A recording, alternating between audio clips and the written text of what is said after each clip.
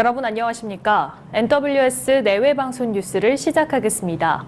먼저 오늘의 주요 뉴스입니다.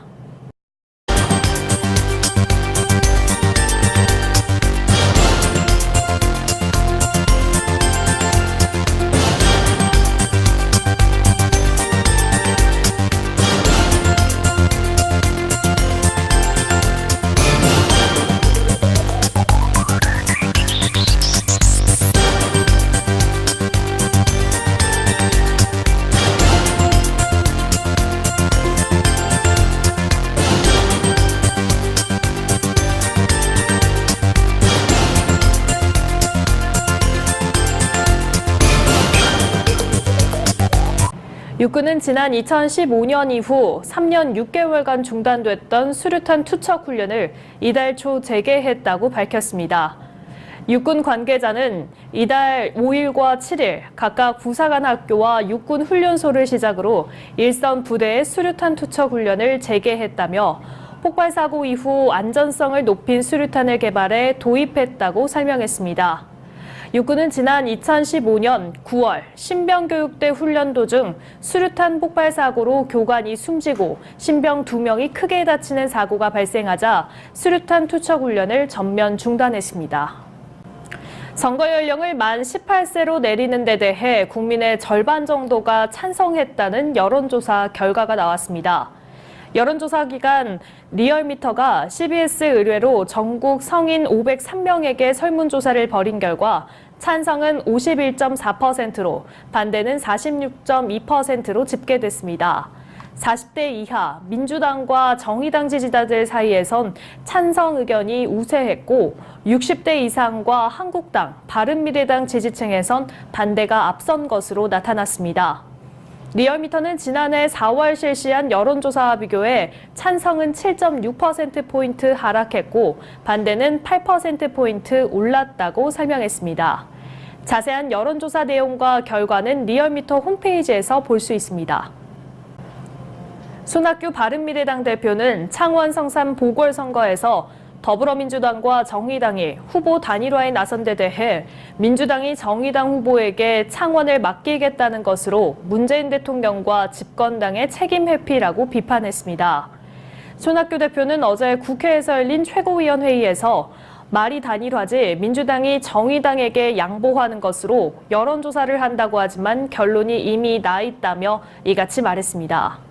손 대표는 이어 정의당에게 공개적으로 양보하지 왜 단일화 과정으로 유권자를 속이냐며 이는 단일화 과정을 통해 경제 실패 책임을 넘겨버리는 것이라고 주장했습니다. 또 정의당 뿌리는 민주노총인데 창원 경제를 위해 무엇을 했냐며 정의당이 창원 국회의원이 되면 기업이 투자하지 않을 텐데 그런 정당에 경제를 맡기겠다는 게 문 대통령과 민주당의 정책이냐고 반문했습니다. 더불어민주당 홍영표 원내대표는 김학의 전 법무부 차관의 별장 성폭행 사건에 대해 당내 특별위원회를 구성하겠다고 밝혔습니다. 홍 원내대표는 국회에서 열린 최고위원회의에서 전 정권 청와대가 나서 검찰 수사를 방해하려는 목적으로 외압 행사를 했다는 언론 보도도 나온다며 이쯤 되면 이번 사건을 김학의 게이트라고 불러야 할 것 같다고 말했습니다. 이어 검찰은 6년째 이 거대한 권력형 범죄를 은폐해왔다는 것을 스스로 분명히 인식하고 어떠한 성역도 없이 진실을 밝혀야 한다며 민주당은 진상규명과 책임자 처벌을 위해 당내 특위를 조속히 구성할 것이라고 강조했습니다. 영국의 유럽연합 탈퇴, 브렉시트 취소를 요구하는 청원 서명자가 500만 명을 넘어섰습니다. 영국의회 청원 웹사이트에 따르면 테레사 메이 영국 총리에게 EU 탈퇴의 근거 규정인 리스본 조약 50조 철회 및 EU 잔류를 요구하는 청원 성명자 수가 현지 시간 25일 현재 531만 3,611명을 기록했습니다. 이는 영국 의회에서 주관한 청원 역사상 최다 기록으로 영국 전체 인구의 8%에 해당합니다. 급격하게 증가한 EU 탈퇴 청원 여론과 관련해 워싱턴 포스트는 영국 내에서 놀랍다는 반응도 있지만 특정 작업을 반복 수행하는 프로그램, 즉 보스타용이 개입될 수 있다는 의심도 나오고 있다고 보도했습니다. 도널드 트럼프 미국 대통령은 뮬러 특검의 러시아 스캔들 수사와 관련해 완전한 면죄다. 미국을 계속 위대하게라고 밝혔습니다. 트럼프 대통령은 현지 시간으로 어제 트위터에 올린 글에서 공모는 없었다, 사법 방해는 없었다면서 이같이 말했습니다.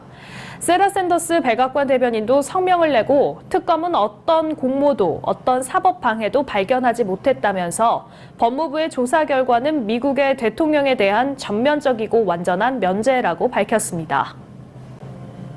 만기가 1년 미만인 단기 정기예금 잔액이 8년 만에 가장 큰 폭으로 늘어났습니다.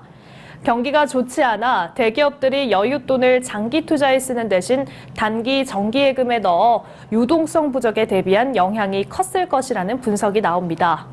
한국은행에 따르면 지난해 말 예금은행의 1년 미만 정기예금 잔액은 240조 7,740억 원으로 1년 전보다 34조 3,030억 원 증가했습니다.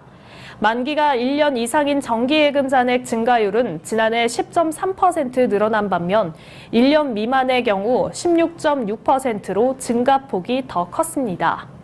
하는 관계자는 대비억이 여유 자금을 단기 정기예금에 넣으면서 예금 잔액이 증가했다며 중소기업은 운영 자금이 부족한 만큼 대출을 늘릴 것으로 보인다고 말했습니다.